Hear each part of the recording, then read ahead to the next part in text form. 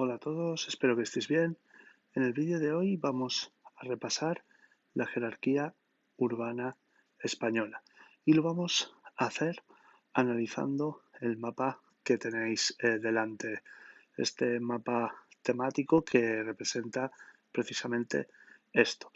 Si os fijáis en la leyenda aparecen básicamente tres variables: los tipos de ciudad, representados con cuadrados y círculos de diferentes tamaños, las ligazones a partir de líneas con distinta discontinuidad y los ejes urbanos a partir de diferentes tramas de colores. Vamos a analizar poco a poco cada una de las diferentes variables representadas. En primer lugar, vamos a hacer referencia a la propia jerarquía urbana, es decir, a cómo se organizan las ciudades. Si os fijáis, aparecen representadas en el mapa según su tamaño demográfico. Y esta es la línea que vamos a seguir a la hora de comentarlas. En primer lugar, hablaríamos de las denominadas ciudades pequeñas, que poseen entre 10.000 y 50.000 habitantes. Son ciudades que tienden a la especialización a nivel funcional y los diferentes municipios acaban integrando áreas metropolitanas. La influencia de estas ciudades pequeñas puede ser o bien comarcal o bien provincial. A continuación, haríamos referencia a las ciudades medias, es decir, aquellas que poseen entre 50.000 y 200.000 habitantes. Estas ya ejercen una influencia a nivel regional y suelen estar conectadas con las grandes ciudades. Normalmente las ciudades medias son capitales de provincia o bien localidades con una fuerte especialización a nivel industrial, a nivel turístico o a nivel universitario. En tercer lugar, tendríamos las llamadas metrópolis regionales de segundo orden, es decir, aquellas que poseen entre 200.000 y 300.000 habitantes. Estas ya mantienen flujos con las llamadas metrópolis nacionales y regionales de primer orden y a veces con ciudades de países próximos. Su influencia, por tanto, puede llegar a sobrepasar la propia provincia. Hablamos en este caso de ciudades como Vigo, A Coruña o Granada. A continuación, si os fijáis en el mapa, tenemos las metrópolis regionales de primer orden. Estas ya poseen entre 300.000 y 1.000.000 de habitantes. Ejercen una poderosa influencia sobre áreas regionales, es decir, poseen una capacidad de influir sobre grandes extensiones y sobre grandes territorios, forman incluso sistemas urbanos y tienen conexiones con las grandes metrópolis nacionales y del sistema europeo. Y finalmente las metrópolis nacionales, que en el caso de España solo hay dos ciudades que superan el millón de habitantes y que son Madrid y Barcelona. Estas están conectadas con el sistema urbano europeo. Además, mantienen relaciones con otras ciudades mundiales. Las ligazones que se establecen entre los diferentes núcleos urbanos dependen fundamentalmente de los sistemas de transporte, ya que estos facilitan la interconexión entre ciudades y los diferentes flujos que se establecen entre las mismas.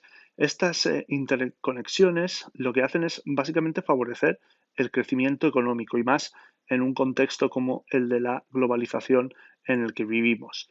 No obstante, existen desequilibrios entre los diferentes territorios, es decir, hay ligazones mucho más poderosas que otras, sobre todo las más poderosas son aquellas que afectan metrópolis nacionales y regionales. Las políticas de ordenación territorial lo que intentan es reducir dichos desequilibrios conectando diferentes ciudades a través de infraestructuras de transporte.